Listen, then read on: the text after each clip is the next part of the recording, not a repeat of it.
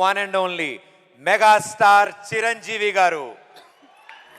ఆయన అగ్ర నటుడే కాదు, మానవత్వానికి మరో పేరుగా నిలిచిన మెగాస్టార్ చిరంజీవి గారికి ఎన్టీఆర్ నేషనల్ అవార్డ్ అందజేయడం ఈ వేదికకే గర్వకారణం. We request our dear megastar Chiranjeevi garu on stage. Megastar Chiranjeevi గారికి ఎన్టీఆర్ నేషనల్ ఫిల్మ్ అవార్డుతో పాటు రాష్ట్ర ముఖ్యమంత్రి వర్యులు శ్రీ ఏ రేవంత్ రెడ్డి గారి చేతుల మీదుగా ప్రశంసా పత్రం, 10 లక్షల రూపాయల నగదు బహుమతి అండ్ అలాగే స్పెషల్ అవార్డు అందజేస్తారు.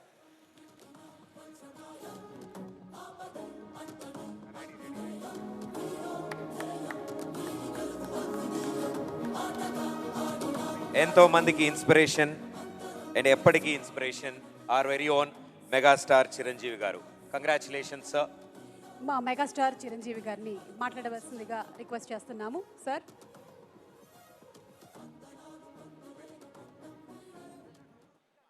ఈనాటి చాలా హృదయంగా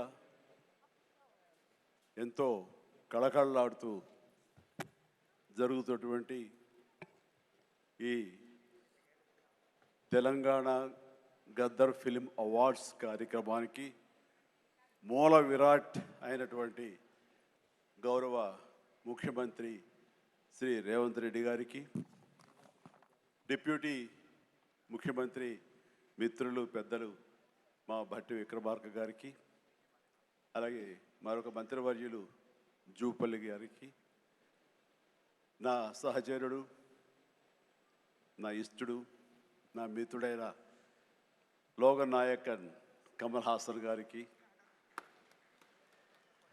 మరో సోదరుడు నాగార్జున గారికి, అలాగే మరొక నాగేశ్వర గారి అవార్డు అందుకోబోతున్న జయసుధ గారికి, అండ్ బెస్ట్ యాక్టర్ సంపాదించిన నాగ చైతన్య, అలాగే బెస్ట్ యాక్ట్రెస్ రష్మిక మందన, ఇతర అవార్డు గ్రహీతలందరికీ స్వాగతం పలుకుతున్నాను, అభినందనలు తెలుపుకుంటున్నాను.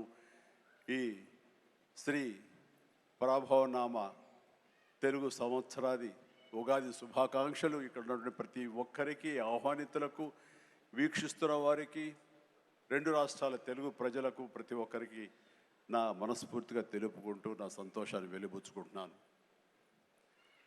ఎక్కడైతే కళాకారులు గౌరవించబడతారో అక్కడ రాష్ట్రం, దేశం, ఆ రాజ్యం సుభిక్షగా ఉంటుందన్నది నానుడి.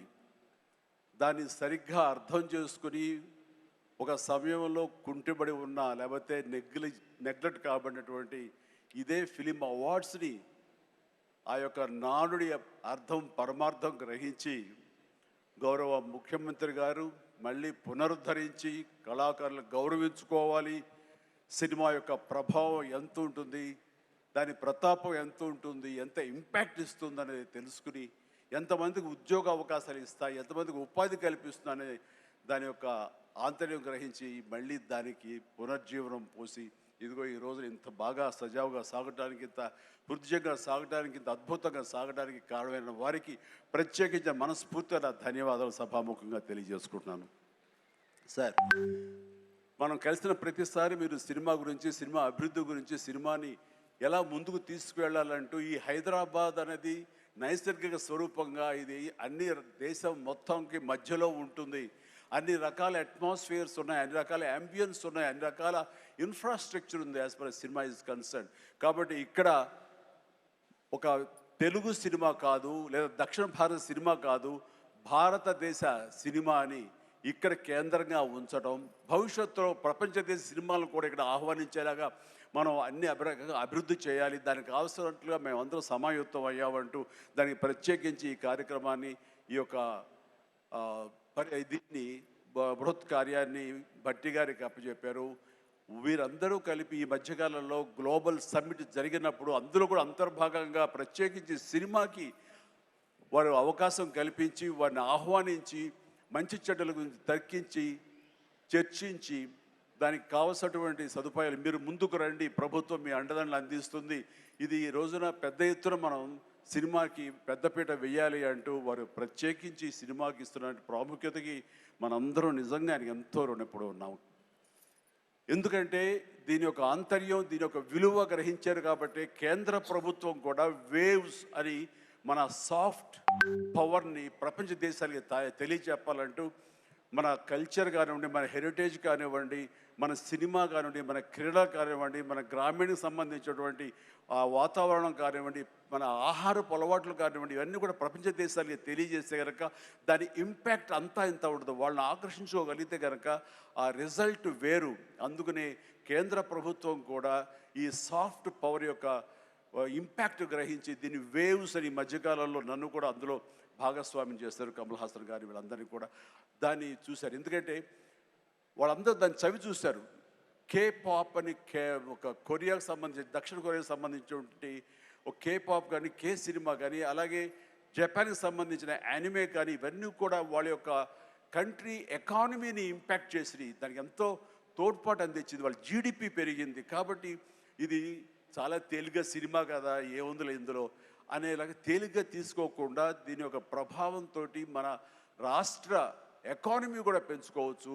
ఈ రోజున మన పేరు ప్రఖ్యాతులు కూడా తీసుకోవచ్చు. ఎక్కడైనా సరే ఇప్పుడు హాలీవుడ్ అంటే మనం ఒక అగ్రరాజ్యం గుర్తుకొస్తుంది. అలాగే ఇండియన్ సినిమా అంటే ఈ రోజున హైదరాబాద్, తెలంగాణ గుర్తుకు రావాలన్న ముఖ్య ఉద్దేశంతో మన ముఖ్యమంత్రిగా చేపట్టే బృహత్ కార్యక్రమానికి మనందరం చేదోడుగా ఉంటామని, ఇండస్ట్రీ మీ వైపు ఉంటుందని మనస్ఫూర్తిగా ఈ సందర్భంగా నేను తెలియజేస్తూ, మీరు ఎలాంటి ఆర్డర్స్ ఇచ్చినా సరే శిరసా వహిస్తూ ముందుకు తీసుకువెళ్తామని సందర్భంగా మీకు తెలియజేస్తాను. సార్, ఇక్కడ సందర్భం అసందర్భం అని తెలియదు కానీ మన పక్క రాష్ట్రం అయినటువంటి మనో తెలుగు రాష్ట్రం ఈ కళాకారుల పట్ల, ఈ సినిమాల పట్ల వాళ్ళని ఉత్సాహపరిచే దాని విధానంలో కొంచెం వెనకంజ వేసే ఉందనుకుంటున్నాను. కాబట్టి సినిమా వాళ్ళకి అతి దగ్గరగా ఉన్నటువంటి ముఖ్యమంత్రి గారు నారా చంద్రబాబు నాయుడు గారు, ఆయన కూడా దీన్ని ఇన్స్పిరేషన్గా తీసుకుని మరింత ప్రోత్సహిస్తే కనుక మీరు ఇచ్చే ఉత్సాహంతో ఎంతోమంది యంగ్స్టర్స్ ఈ రోజున మరిన్ని సినిమాలు చేస్తారు. ఆ సినిమా రెవెన్యూ కూడా మనకి కంట్రిబ్యూట్ అవుతుంది మన స్టేట్ ఎకానమీకి. అది కూడా ఒక ఆలోచన పెట్టవలసిందిగా వినమ్రంగా ఈ వేదికని ఇచ్చే వారికి నేను విన్నవించుకుంటున్నాను. అలాగే మన ఈ కార్యక్రమం, ఈ అవార్డులను చూస్తుంటే కనుక ఇది సీనియర్స్కి గౌరవాన్ని ఇచ్చే విధంగాను, అలాగే యంగ్స్టర్స్ని ఉత్సాహపరిచే విధంగాను చాలా చక్కగా ఈ అవార్డులు ఎంపిక జరిగింది. దాని కానీ ప్రత్యేకించి మన జ్యూరీ కమిటీకి కానీ, ఈ అవార్డుల కమిటీ సభ్యులకి ప్రతి ఒక్కరికి నా హృదయపూర్వక అభినందనలు తెలియజేస్తున్నాను. మరొకసారి ప్రతి ఒక్కరికి నా ధన్యవాదాలు తెలియజేసుకుంటూ ఉగాది శుభాకాంక్షలు తెలియజేస్తాను. ధన్యవాదాలు. Thank you so much sir. Thank you so much megastar Chiranjeevi garu, మీకు శుభాకాంక్షలు తెలియజెప్తూ ఉన్నాము. అలాగే thank you so much sir. Thank you. You are an inspiration, a true motivation. Thank you. Chiranjeevi గారిని కూర్చోవలసిందిగా రిక్వెస్ట్ చేస్తూ moving ahead to our next category. Telugu cinema చరిత్రలో సాటిలేని మేటి కళాఖండాలను, అలాగే అద్భుత